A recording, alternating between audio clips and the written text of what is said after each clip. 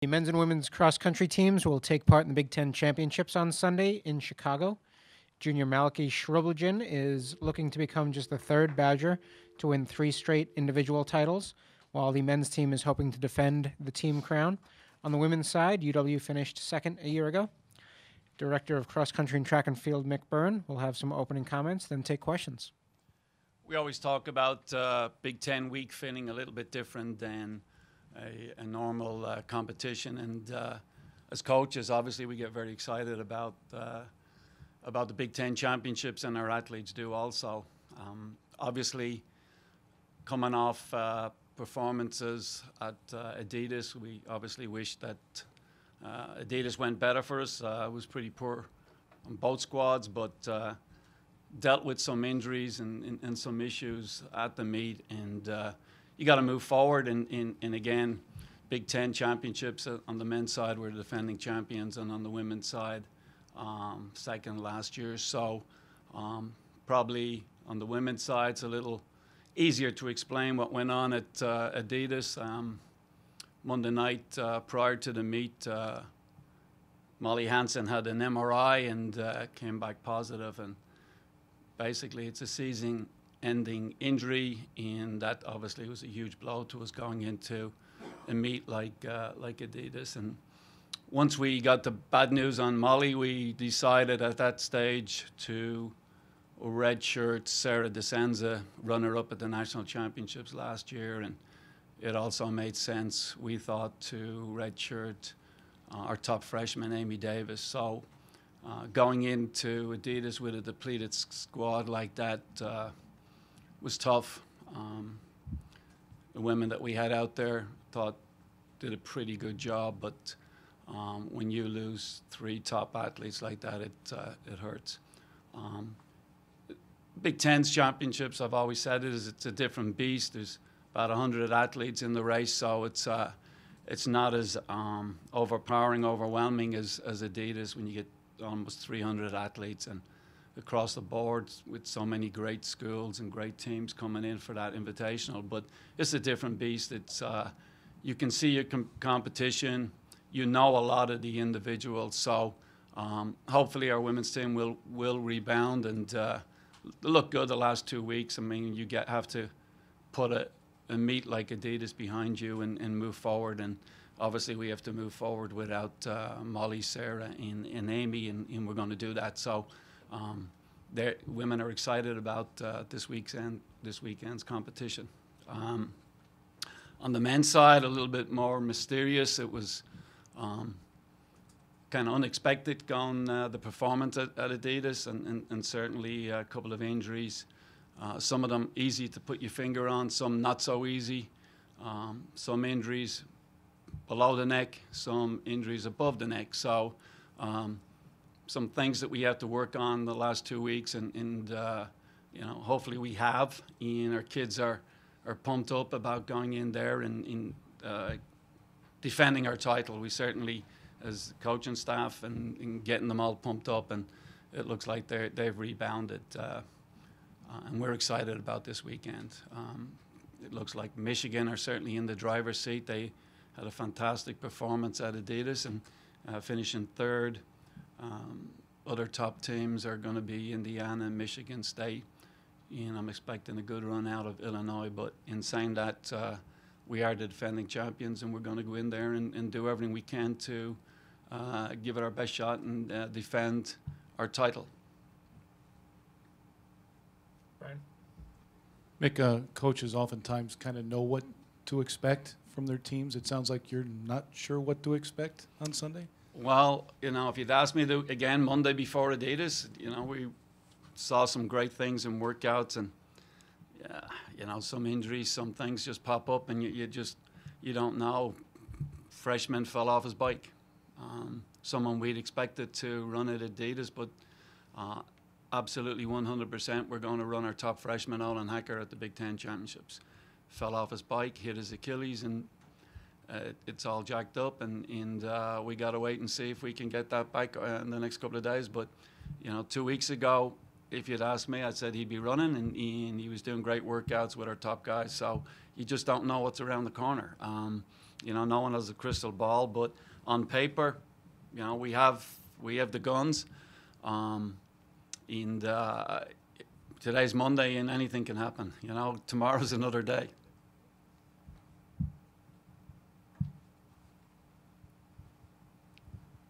For those who haven't gone through it, what is an athlete racing from start to finish at this level go through during the course of a race, whether it's mentally or physically? Well, if you listen to Coach Byrne all mic'd up for the Adidas meet, you'd know what Coach Byrne goes through. I can't speak for those guys when that gun goes off. I mean, you take someone like Malachi Shrobridge, and he's focused on one thing, and that's defending his individual title. Low stick, and he knows if he does his job, he gets a #1 point for the team, and obviously it's about the low scoring points. His supporting staff, Malachi, Joe Hardy, and Morgan McDonald. Morgan had a fantastic run at Adidas. He looked anxious the whole race. We talked about it after the race. He looked like he wanted to just go. He was looking left and right, looking at his teammate Malachi, and it seemed like he just wanted to break out. We weren't quite as sharp over that last 800 meters that some of the other top athletes were, and we certainly work on that over the next few weeks. But there's a little bit of anxiousness. It's like, when is the big moves going to come? In trying to be ready mentally to cover those big moves. Both Morgan and Malachi did a great job at that at Adidas, and our third top guy, Joe Hardy, had a tough one at Adidas. Tough day at the office, and things didn't go his way. He was a little bit under the weather, and we didn't know about that till after. And he was probably struggling mentally going through that race. It was, I'm letting everybody down. He knows that when he crossed that finish line. So it's a little bit of, hey, if I do my part, everything will come together. We're a good enough team. We got enough personnel to do that. And it doesn't matter whether you're talking about the men or the women. I think they're all thinking, like, hey, if I do my part, we can, we can do pretty well.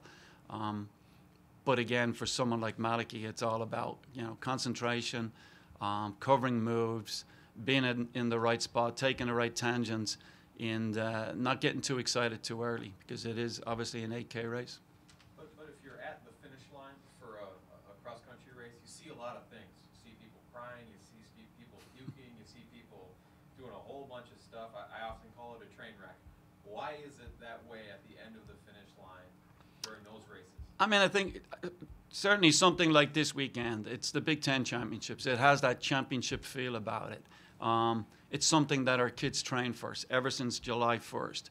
It's the ecstasy of doing well. It's the, disappointment of not doing well. Puking is good. If you're puking, that means you ran hard enough, and we like that. Crying, we don't like that. No need to cry. But, it's just it's so much that goes into it. It's their livelihood. They do it, 24/7. They do it for 3 seasons year round. They sacrifice an awful lot, and I think it's just the outpouring of emotion once they cross the line. When you run well, it's easy. When you don't run well, you kind of start questioning yourself. I mean, we had to do a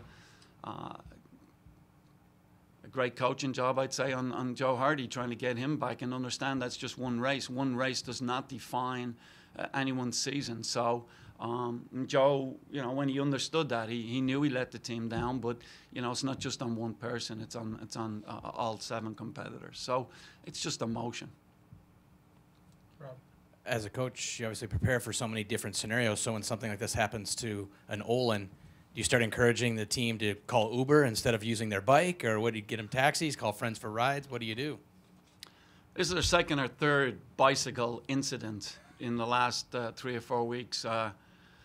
One guy rode around, someone stole his seat. Now we can all imagine how uncomfortable that is. Another guy had a crash, ran into a young lady crossing the street. It's just, trying to keep them upright at this time of year is a little bit difficult. With Olin, it was just a freak. He actually wasn't even riding the bike. He was sitting on the bike, waiting on his girlfriend. So I have to blame the girlfriend, not Olin.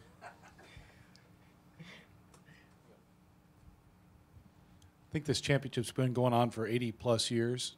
To have the chance of being a 3-time champion, 3 years in a row for Malachy Schwobelgen. That'd be quite an accomplishment. Yeah, absolutely. I think we were going through the statistics. There's AJ's throwing up the numbers down there. 7 athletes that have done that in the past, and 2 of them have been Wisconsin athletes, Simon Burru and Olin's dad, Tim Hecker. When you think about that and the number of years the meet's been going on, it's an incredible feat if he can pull this off. I mean, I'm sure there's 3 or 4 guys out there, Mason Ferlick from Michigan and Matt McClintock from Purdue, maybe Caleb Raynard from Michigan State could, upset him or try to upset him. But Malachy's always up for the challenge of this. Chicago's his hometown. There's going to be a lot of people from Oak Park at the meet. His whole entire high school will be there, parents, grandparents, a lot of friends and family. So he's running at home in Chicago. He's a little upset that the Cubs are not going to the World Series. So, he's a man with a mission right now. Anything else for Coach? All right. Thanks, Thank you. Mick.